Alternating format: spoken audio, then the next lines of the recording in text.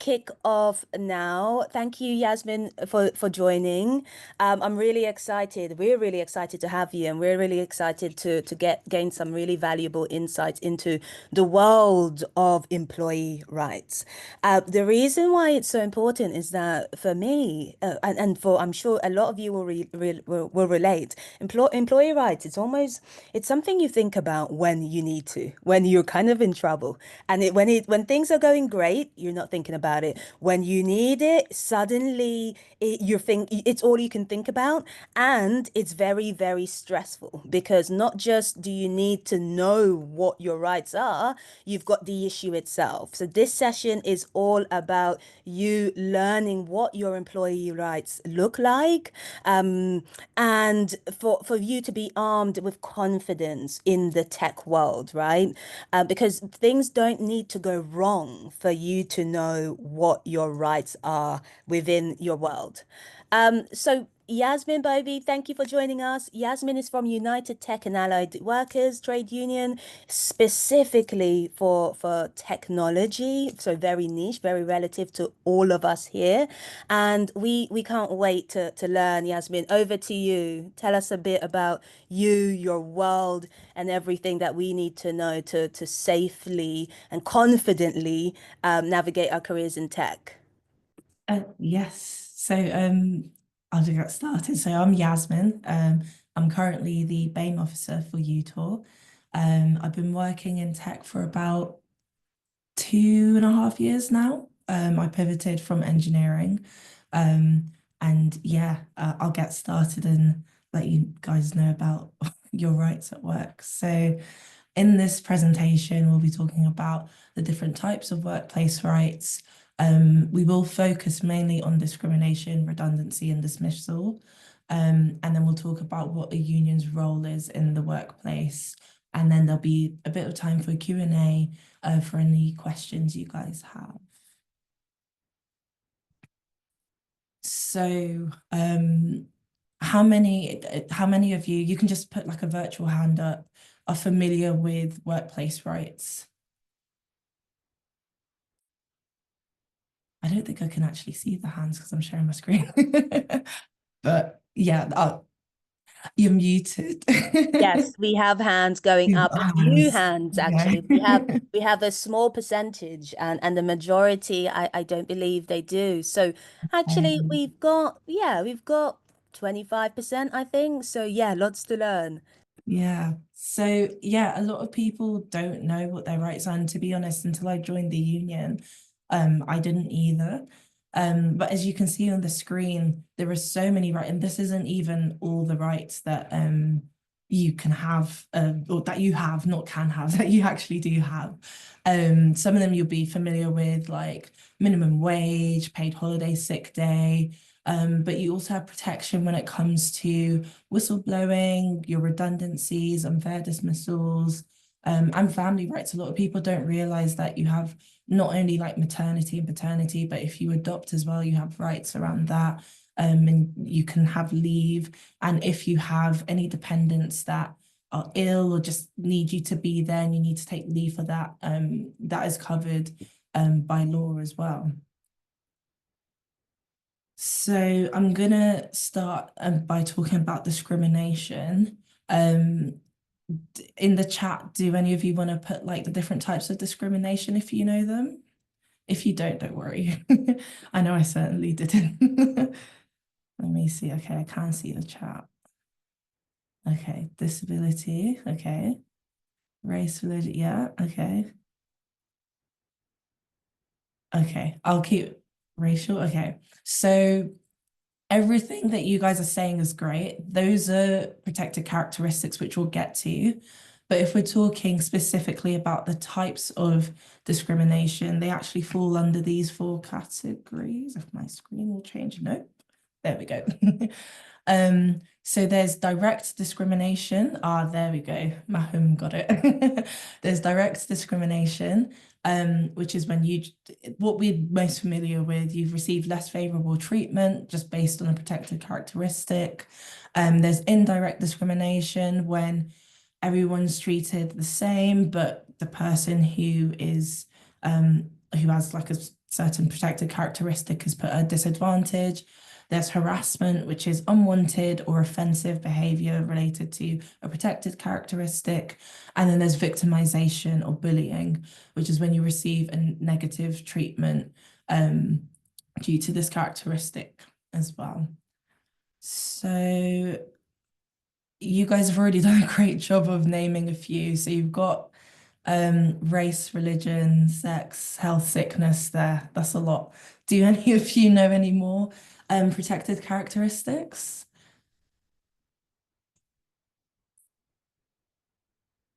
Marital, yeah, that's a good one. Yeah, yeah. I mean, you guys have put quite a lot already, so I'll go on. I think you've got most of them. Yeah, gender, definitely. Ability, yeah, yeah, that's great.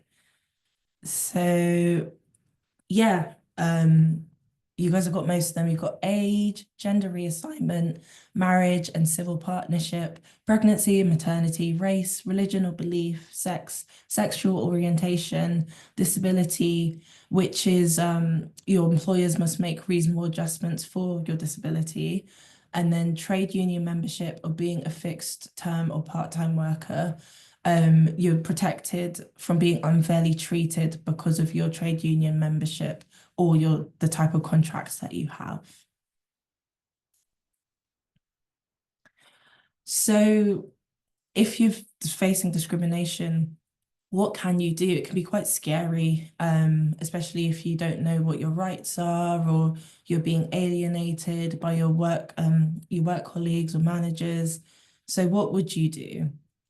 So the first thing, and I would argue the most important thing, is to keep a record of what is happening. So that's what happened, how it's made you feel, the dates and times of the incidents, any evidence, so emails, screenshots from social media, text messages, anything, and then any witnesses who can corroborate what had happened to you. And so keeping a record can be really helpful, especially if talking about it is upsetting, which it usually is for people. So after this, you can raise the problem informally.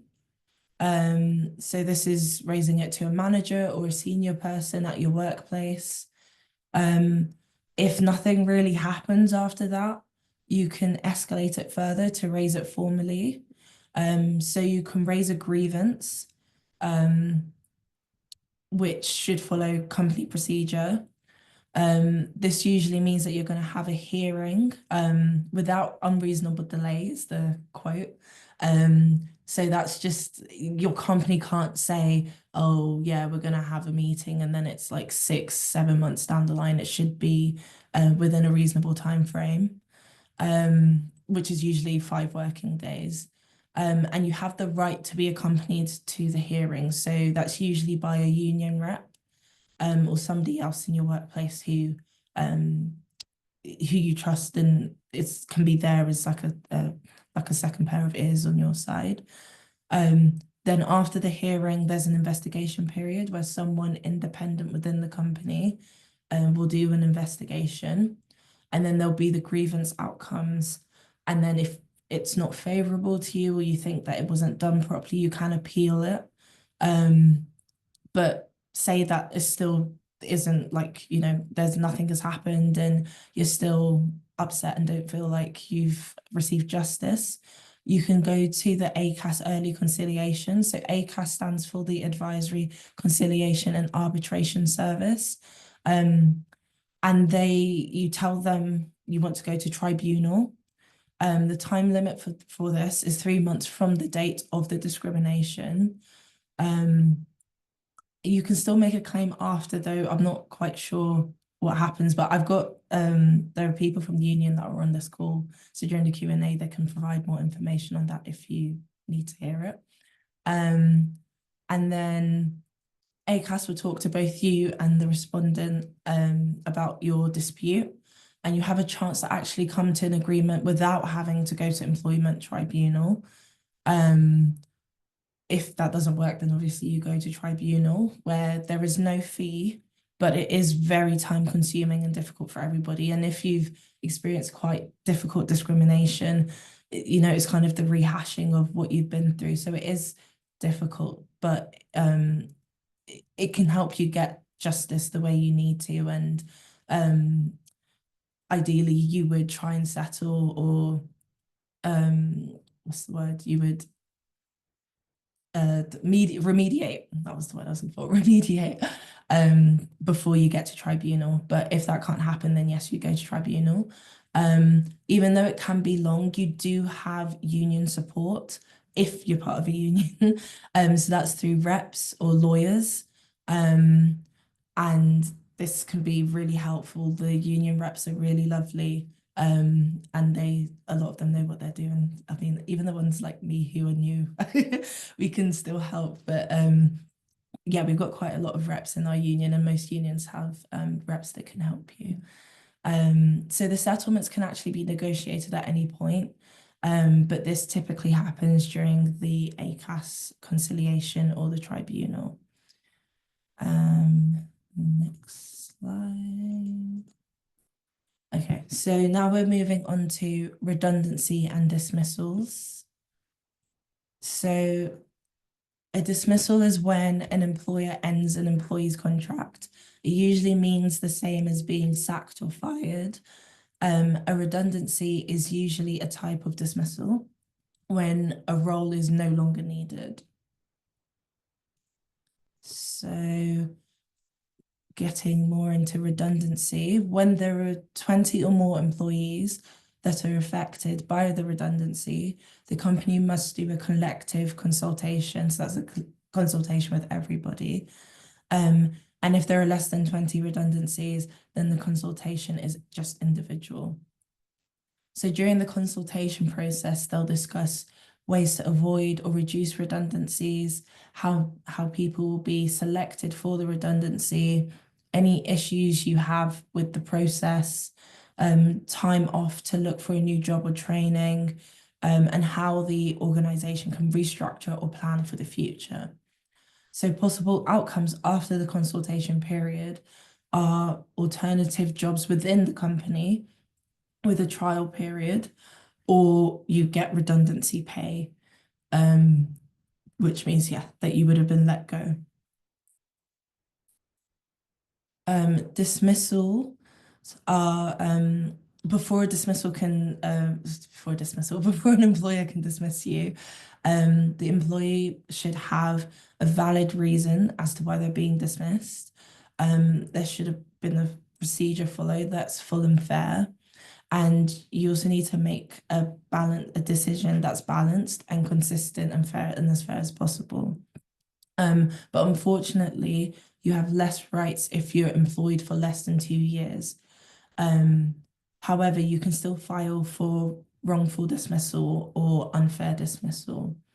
So the types of things that fall under that are making a flexible working request. So if you ask to work hybridly or work from home permanently, they can't just fire you because you've asked for that. Let's say you asked to do that because of like a disability or like a protected characteristic. They can't just fire you and say, oh, because you've asked for that. They don't want to keep you on. They can't fire you for being pregnant or maternity leave, wanting to take family leave, for being a trade union member or representative, for taking part in legal, official, industrial action, for asking for a legal right, or for being involved in whistleblowing. So what do unions do? We work together to help other workers. We negotiate agreements with employers. We provide legal support and mobilize workers to action. Now, I've spent the majority of this presentation telling you about all your rights, and that's great.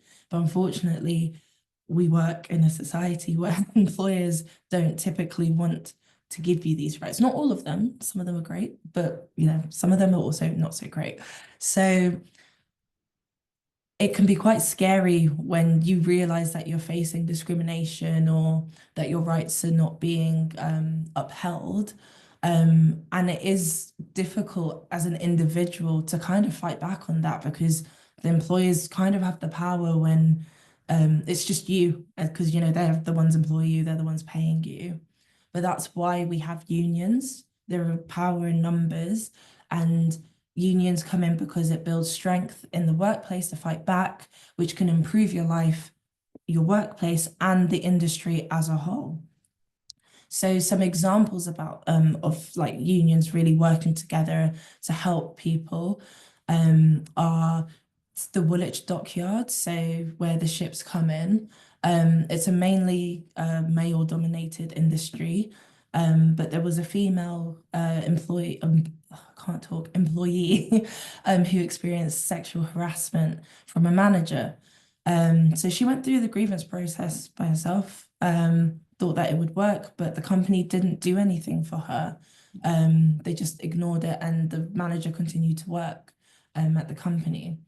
So she went to her union, and all they did as a union was threaten strike action. And that was enough to get the employer to be like, oh, actually, maybe we should do something about this. And they fired the manager, which was great. So not only did she have the support of her, again, mainly male workers, employers or colleagues. Again, my brain's not working, not switched off since work. She was able to get the outcome that she wanted, which was obviously great. And due to the fact that she was part of this union and because they were so organized as well. And another example is the Manchester Bus Garage. Again, another male-dominated profession. And their actual, like their first and only female bus driver was faced with dismissal. And again, the workers threatened strike action and it was able to save her job. They didn't fire her in the end. And again, just focusing on the fact that they didn't even have to go on strike, just the mere fact that they were unionized and they were a strong, cohesive unit was enough to get the employers to hear what they had to say.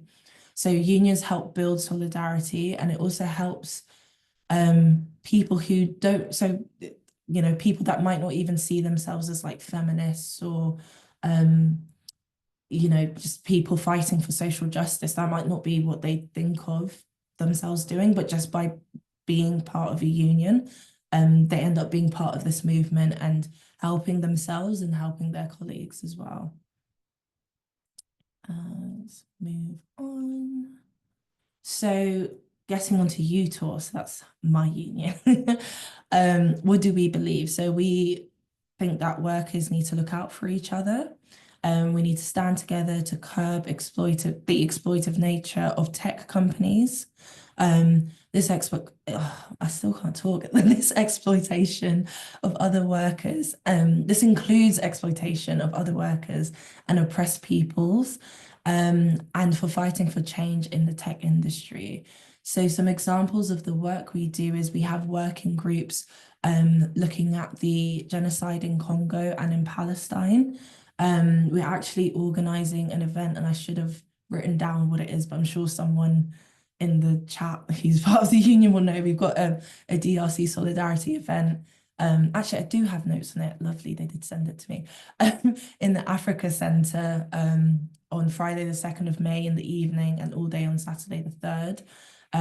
It's important as tech workers, as tech workers, to kind of to show solidarity with people in the Congo, especially because a lot of the tech we work on is fueled by the materials that are mined there.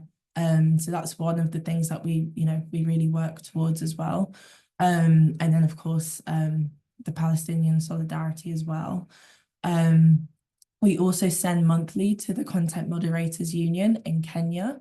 If you're not familiar with them, a lot of the like social media apps that you use, so like YouTube, Facebook, whatever it is, they don't use, I mean, I think some of them use computers, but a lot of them use real people to look through all the videos that are uploaded every day. And so that's not, you know, a video of somebody you don't like. This is like really horrible, all the horrible stuff you don't want to see, like deaths and stuff like that. They have to go through all those videos and then say, actually, maybe we shouldn't be looking at mass murder or terrorism or whatever. And so they are the ones that flag that. And so obviously you can understand that it's probably not very pleasant for them, and their employers weren't really supporting them that much. So they unionized, and I think they've been able to get help as well. Well, from us for sure, we've been donating money so that they can get the help they need as well. But also to get their employees to kind of give them the help that they need in that respect. So the next slide is, how can I join UTOR? So if you work inside the tech industry or even outside the tech industry, but in a tech role, you're welcome to join. And if you're inside the tech industry, but you're not in a tech role, you're also welcome to join. I'm gonna put the details in the chat. There we go. It's £8 a month, which is less than a lot of your subscriptions to like Netflix and stuff. And this actually helps you if you have any issues in the workplace. So I would strongly encourage you all to join. And yeah, I think that is the end of my presentation? Yes, it is. So yeah, I'm gonna open up the floor to any questions you guys might have.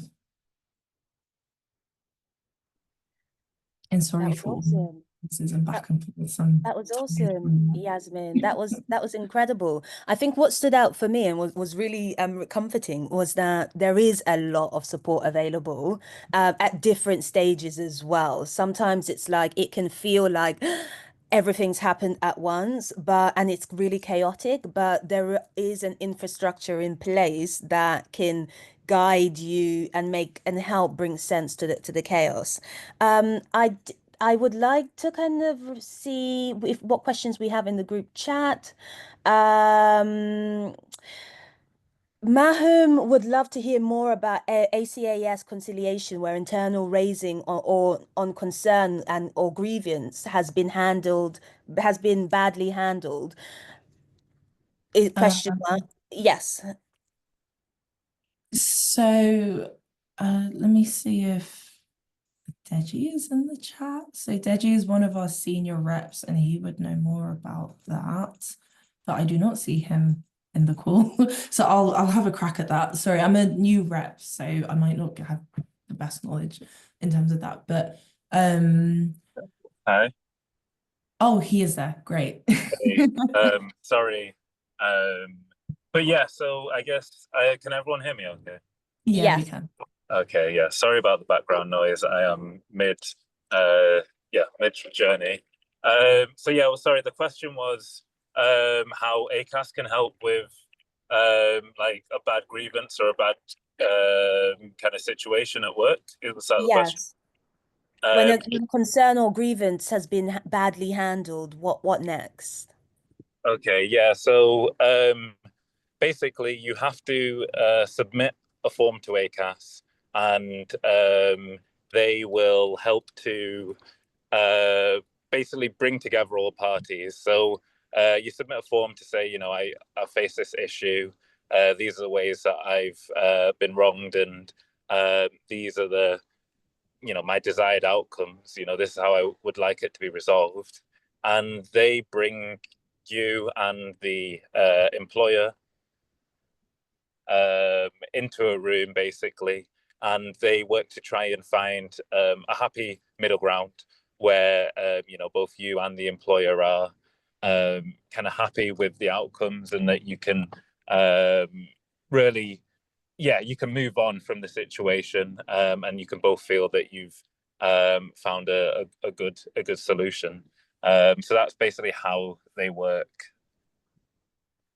Thank you. That's great. Is there a legal difference to be aware of between raising concerns and grievance, brackets, sadly, poor experience and advice given by TU rep?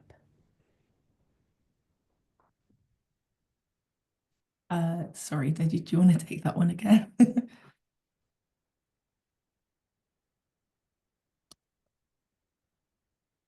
Oh, okay, he might be busy. Is there a legal difference? Oh, sorry. Yeah, sorry, I can get that. So yeah, you can informally raise a complaint and informally, ask for for a solution or ask for help. But raising a grievance is basically going through the formal process. So that involves one, telling HR that you want to raise a grievance, but two, you also generally have to write a letter which includes details on the situation, what your desired outcomes are, any useful background information, all that kind of stuff. So that's and as you go through that process, HR will do an investigation. They'll speak to you. They'll speak to anyone else involved, and then at the end of that investigation, they'll come to some conclusions, and then really kind of come to basically decide what outcomes are best for best for the company for sure, but also what's best for you. Okay, brilliant. Thank you. This was something that I was actually wondering as well. Just wondering, what are good outcomes in the cases where they try to dismiss employees? I imagine it could still be uncomfortable or problematic. It could be an uncomfortable or problematic environment to continue to be in, especially if more subtle bad behaviors become prevalent instead and are harder to prove. What happens then? Yeah, so in terms of good outcomes, you would state what you wanted when you went into the grievance process. So it basically be the good outcome would be what you want, but it doesn't mean that you would necessarily get it. So you are right. The environment might be still toxic, and then you would have to make the decision as to whether you were going to stay or leave. But that's only if you went all the way through to tribunal, and they said that no, like this person shouldn't be dismissed. But I know Deji has a case right now where there's a bit of a toxic environment, and the person's trying to decide whether they should stay or they should leave. It can be quite complicated. You don't always get the outcome you want, but if it is backed by like law, by your rights, and if the person has been seen to be like doing something bad, there's no reason why they should continue to be employed by the company. But again, it's not always as simple as you would want it to be. Mm. Okay. Takai had another good question actually. Do different unions have different benefits? How would we decide the best union for our particular job? I think in the first instance, if your workplace has a union that is recognized, you should definitely join that union. Unfortunately, do I know? Deji, do you know if we're recognized by I can't remember what's confidential and what isn't confidential. Yeah. Who are we recognized by, or who are we trying to get recognized by? So we're quite a young union branch. We've only been around since 2020, and so I think we have recognition in like two small workplaces, but we're on the way to recognition in Monzo and some other big and yeah, some other big workplaces, but I can't name them. But I think Monzo's the only one that I can name. Um, yeah. Um, Yeah. Excellent, excellent. So Sophie Joyce says, any tips for someone about to have a grievance hearing? I'm part of a union now, but joined after I raised the grievance. Will they still come up to the hearing with me? So I can only speak for my union, but we do have a policy that we only take on cases that started after you joined the union. 8 weeks actually. No, you can only get help 8 weeks after you've joined the union. Yeah, and the case should have started afterwards, and you can get legal help 6 months after. The only reason that is because we're all volunteers. We don't get paid to be reps. And so you know, a lot of people are juggling their actual jobs as well as, you know, trying to help people. Otherwise, I'm sure we would all love to help everybody at all times. But yeah, so you'd have to check what your union's terms and conditions are. But I know at UTOR, even if you can't have like a rep fully working your case, we can still give you informal advice. We won't just leave you hanging. So yeah. Okay, brilliant. Sarafina says, I have heard lots of rumors about unions accepting bribes from employers, resulting to employees losing cases. Is this the case in the UK? I'm based in South Africa. I am not affiliated to any union. I prefer raising issues internally. Yeah. Um, Can I answer this one? yeah, Deji answer. Yeah, no, just because I've worked with some other unions in other countries as well, and I think, you know, like in places like South Africa and other countries where the wages are much lower on in general, and you know, workers are a lot more precarious in their employment. You do get people who get involved in the trade union movement and are, I guess, easy to bribe and are more likely to see it as a route to getting, you know, some money and a bit of influence at work or a bit of power.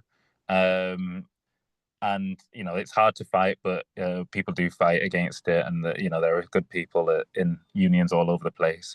But I'd say in the UK, because uh, really because we're in less precarious a position than, you know, most workers in places like South Africa. That isn't really the case, but there are some trade unions that are less combative in the workplace. So I would say that our union, the UTOR, the CWU, UTOR, which is part of the CWU, a larger trade union, is quite a left-wing militant, as they would call it, trade union. And so, you know, a couple of years ago when the Royal Mail were out on strike, that was people in our union. And so we've got a history and a culture of really pushing things to the limits when it comes to unionization and defending workers, whereas other unions have less combative relationships, you know, and yeah, just to add to that as well, when I say combative, I mean combative when you need to be. There are some unions that will basically accept things a lot earlier on, whereas yeah, the CW and UTOR, you know, we'll defend our members and we'll do what we have to defend our members. Awesome, awesome. Kaya says, can union reps help if the case is already at tribunal stage? I think similar to the other question about if your case is already ongoing, it depends at what time the case started and what time you joined, at least for UTOR, what time you joined UTOR. And you would have to check with your union. But again, I would assume most unions would be happy to give you informal help at any point. And yeah, if everything happened after you joined the union, then I don't see why. But Deji, correct me if I'm wrong. Yeah, no, that's right. I think, you know, well, I think most unions and our union will give you informal advice if the issue started before, but afterwards, if it's started while you've been a long-standing member, then we'll give you rep support, legal advice, you know, all the things that you need. Excellent. Excellent. Faith said, thanks for the session, signing up now. Excellent, Faith. The link, Yasmin put the link into the chat for everyone who wants to sign up. £8.33. Small investment for peace of mind, especially as the tech space is quiet. It can be. Listen, I don't like to lean into it, but we do know things have been moving quite quickly. Things do change, and sometimes things get swept under the carpet. It's our job to make sure that we know we don't get swept along with it. So I actually had a question myself. If you're self-employed within tech, if you're a company owner within tech, is that okay too, or does that count as something else?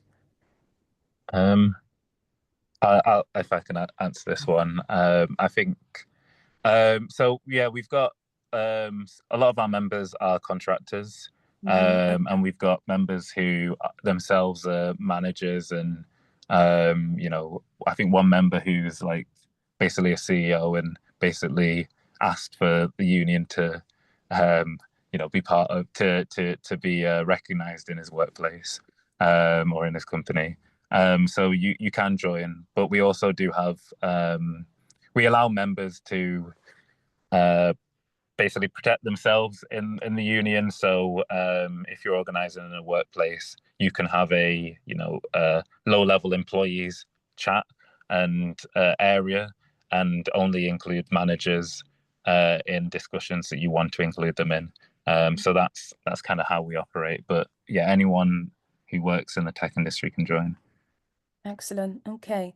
Mahum says, how does it work in terms of union requirement of the problem starting times and time after joining?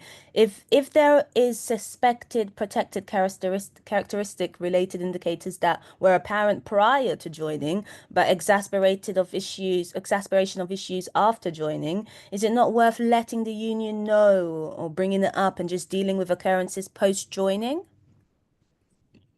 Definitely reach out. I think we've definitely got like a case by case basis of looking at things. And you're right, if it's a bit blurred, like the line's a bit blurred of what between when it started, and we have the capacity. Again, it's not that the union doesn't want to help, it literally is like whether we have the capacity due to the reps all being what's the word? Oh, my brain just went. Busy. Volunteers. So yeah, it is really it depends kind of situation, if that makes sense. Okay.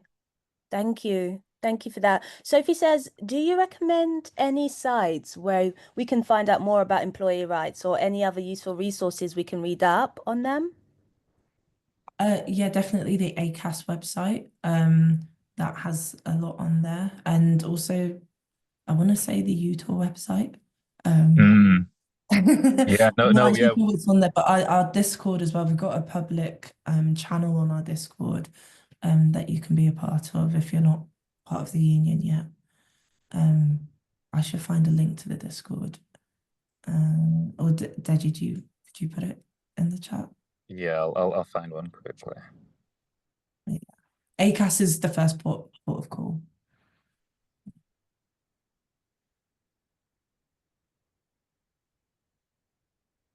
Excellent. Do we have any more questions?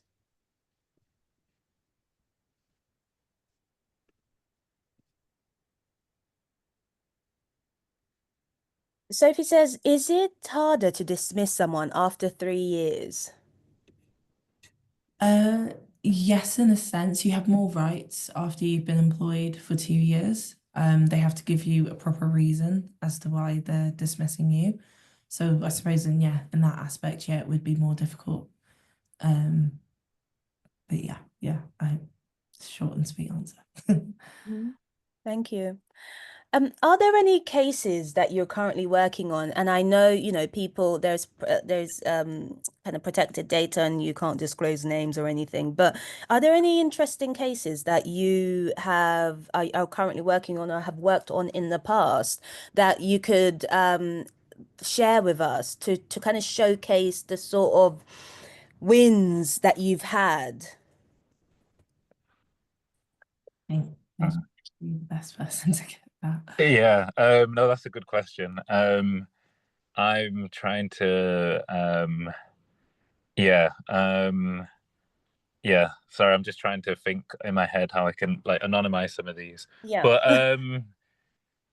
yeah, I mean, we've had all sorts of wins. We've had like basic things like, you know, a person who basically was meant to get a basically they were on a higher salary and on a higher in a higher role, but then during a company basically reorganizing, they ended up on a lower role and a lower salary. And after basically supporting this member through raising a grievance and explaining the situation and explaining that what the consequences of everything. They were able to get the old salary and get the old position back, or at least the equivalent position back. You know, if they were a level 2, they moved down to a level 1, and then eventually got brought back to level 2. But yeah, we've got a broad range. Things like people who have faced. I guess one other interesting thing to raise that maybe wasn't as covered as much is a lot of tech workplaces are quite small, and while we've talked about the legal procedures and the most extreme kind of processes, sometimes helping a member is really just giving them advice on how to talk to their manager, or how to talk to other people in their workplace in such a way that they can get an issue resolved. Because if you're in a small workplace, you don't want to necessarily go through all the formal processes, but you still want to work out a way to resolve an issue, while kind of maintaining the good dynamics that you might have had in that workplace. Yeah. Thank you. That's great. Mahum says, are there any trends you're seeing that you could speak about? Maybe industry specific or general, um, in large organizational structures? Yeah. Yeah, you Is can go if you want. No, I was just going to ask for a bit more clarification. Yeah. So, Did you mean union trend, like people joining the union? Mahum, do you mean union trends? Do you mean employee rights trends or stuff that is like layoffs maybe? If you could add a little bit of detail, and we'll come back to the question. But I had a question. Is there any, well, just whilst Mahum's clarifying, is there any specialized support on offer for people? Let's say you're neurodivergent and paperwork, you need help with paperwork, or have some disability and you need work with paperwork, or even want to verify it before formalizing it and putting it and submitting it to court. Is there such thing? In at a CAS level or before you get there in the grievance process? Both, if I'm honest, yeah. So, in the grievance process, definitely if you've got a rep, your rep can help you with that. The reps are basically there to help you as little or as much as you need. I've heard of reps writing your grievance letter for you, and then obviously you check it over and send it.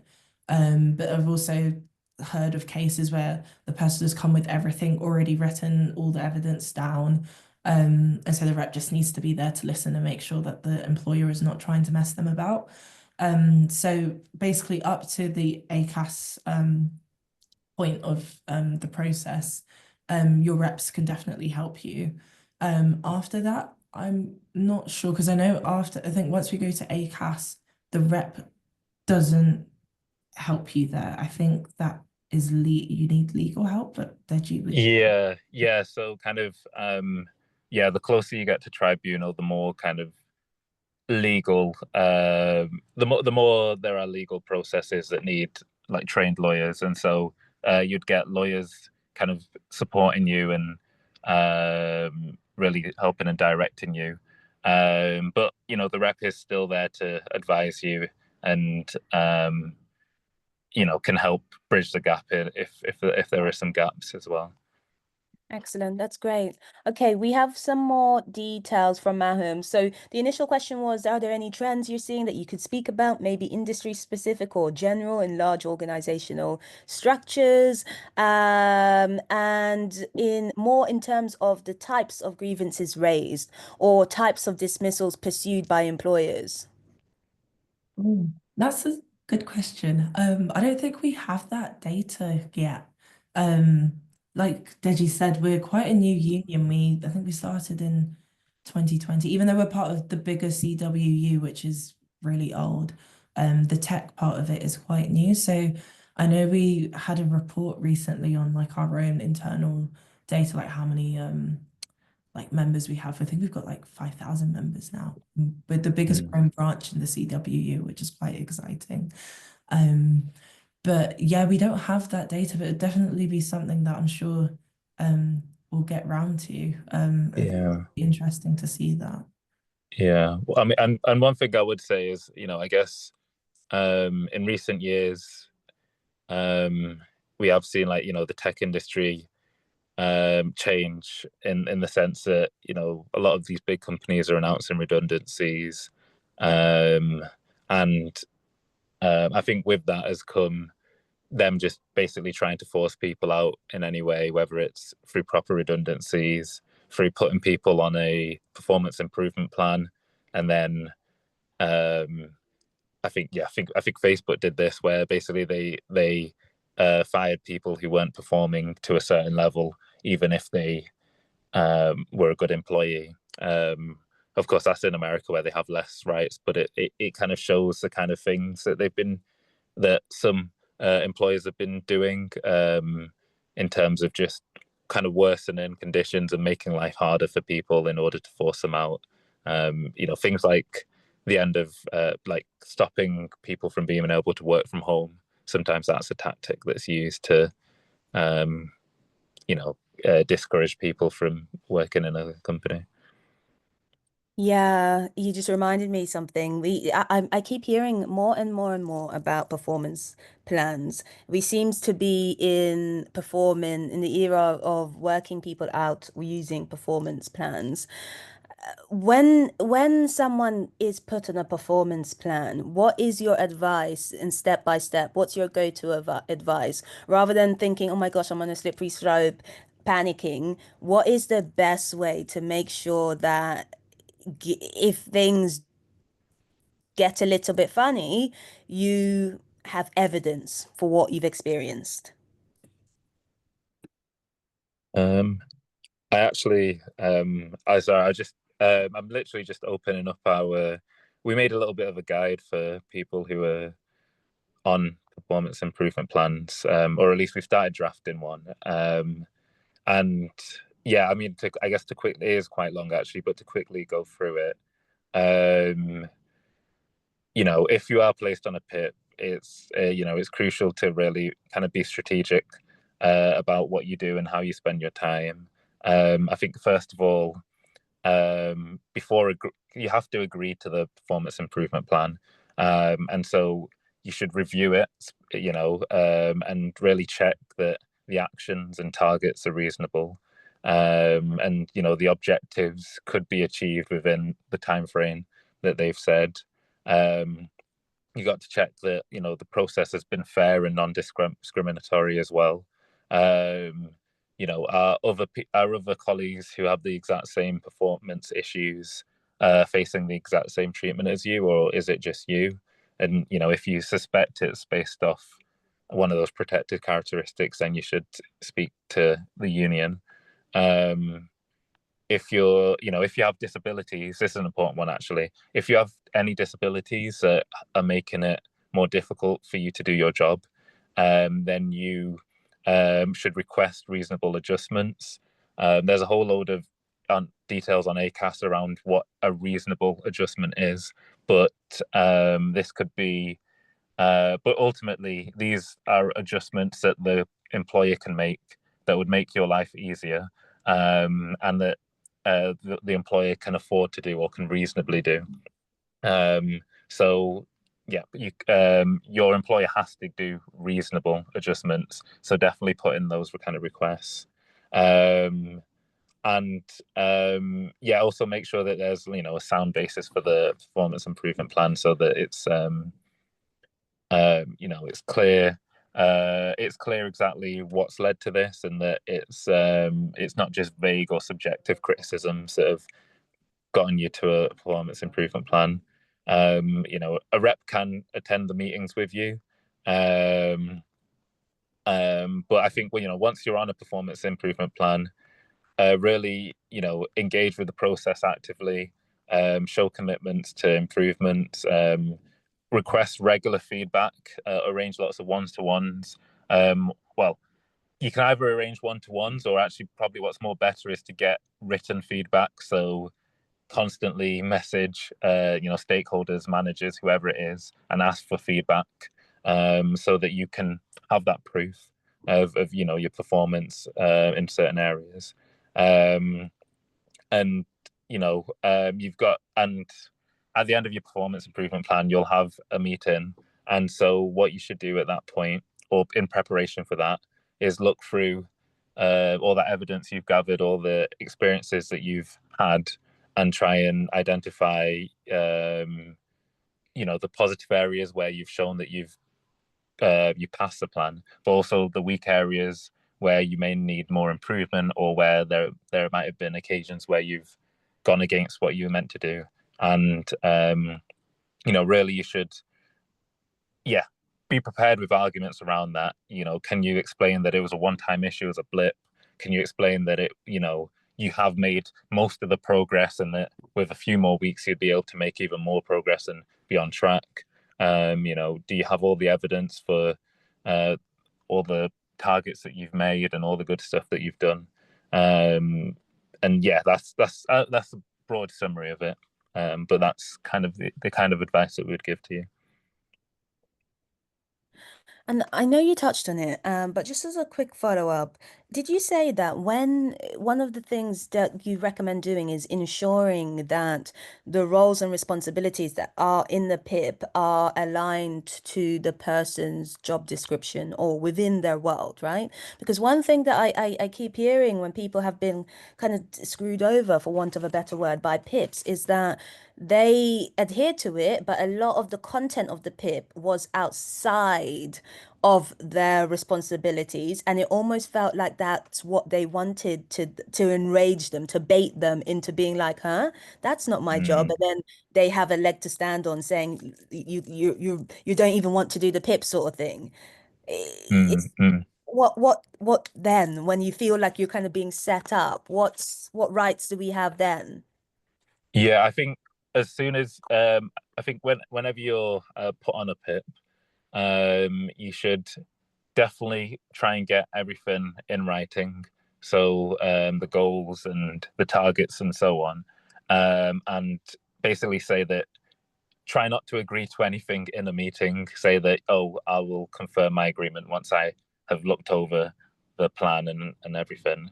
And yeah, like you say, kind of go through it with a fine tooth comb. And if there are things like that, then point it out, make notes, explain exactly why those targets aren't valid for you, and they won't properly, they're not suitable for you. And if possible, try and suggest alternative targets that are more suitable and that are actually directly related to your own performance in the job that you're expected to do. I think that's the best approach. I think once you're on the PIP and you've agreed to do the PIP, it is harder to fight against it, but you should still, try to and go through that process anyway. But it's very important that the moment you're put on a performance improvement plan, that you think through that and you look at where it is. And also, if you do suspect that your employer is just trying to get rid of you, it's not ideal, but you should kind of prepare for the worst and Yeah, consider, yeah. spicing up your CV and all that kind of stuff. Yeah, actually, that's that's exactly what Kaya is saying. There's a common belief that once you're placed on a PIP, it's a sign that the company wants you out. In that case, is Mm. it better to stick it out and try to complete the plan, or start looking for an exit strategy? It Mm. feels like both is the answer. But what do you think, Deji, Yasmin? What do you think? Yeah, I think I had a friend who just completed his PIP actually. Um, and it really depends on your work environment. For him, his manager was quite toxic, but his manager's manager wasn't. And so when he ended up doing one of his like PIP goals with his manager's manager, they were just like, oh, why are you even on the PIP? Like, this is ridiculous. And just like signed off everything. It was just like, no, it's fine. Like, once you complete this task, like, I would say that you've completed it. So it is difficult in that situation where you're in, yeah, like a toxic environment, and it does seem like everyone's trying to push you out. And I think a lot of the time when people think about their rights and stuff, they're like, oh, I have to like push through and I have to do this. And in an ideal society, you would fight back because it is your right. But I think also you need to take into account your own mental health. And if it seems like you're in a toxic environment, maybe do start looking at an exit strategy. Also keeping a track of what is happening to you because it's not right and you shouldn't have to deal with that. And then speaking to your union rep, seeing if you can fight it. But also if it's for your peace of mind, yeah, maybe it is better to Yeah. have that exit strategy. But I think that's why we have the unions. We don't want to give up. We don't want to admit defeat, especially when you're not in the wrong. And that's why having the strength in numbers, having strength in your colleagues, or being part of the union, backing you, and making sure that that doesn't happen, is always helpful. So yeah. Excellent, excellent. That's a great way to finish what has been a really, really informative and engaging session. I think we've all got really key takeaways, and one of them, like you said, is that there is strength in numbers, and we're not alone. And actually, there are a lot of rights that we have.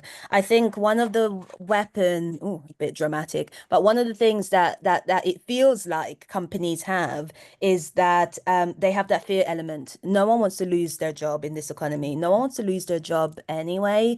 And a lot of the times, or sometimes, like you said, it's an unfair situation, and you could just feel really isolated, really, really alone, and that everyone is kind of looking at you. You just feel like really pinpointed. So just know that there is help on hand. Just knowing that is really, really powerful. Thank you, Yasmin. Thank you, Deji, for sharing your knowledge. I'll definitely be joining the union because I want that peace of mind in the background, and I don't want to have to wait for things to go terribly before scrambling, because there's the work issue, and then there's the help issue. So at least that's covered, and then you can deal with what's in front of you stage by stage with someone who has that expert support. So thank you very much for sharing your knowledge. Everyone, I'm going to keep the call open for about 1 minute or so. Just if you need to get any information from the chat, please copy and paste, remove it from the chat. Otherwise, thank you very much. Happy Wednesday, and I'll see you for Careers Week Day 4 tomorrow. Thank you. Thank you for having us. Thank Yeah, you, thanks for Yasmin. having me. Thank you, Deji. It's been really Cheers. great. I even forgot to introduce you, Deji. Deji is the chair of UTOR, by the way. That's why he's got all that knowledge, guys. He's a library of knowledge. Yeah. Yeah, thanks, guys. All right, see you. Yeah, See see you. ya. Bye, everyone. You're welcome, Temi. Thank you for joining. See you again soon. Speak soon. Bye.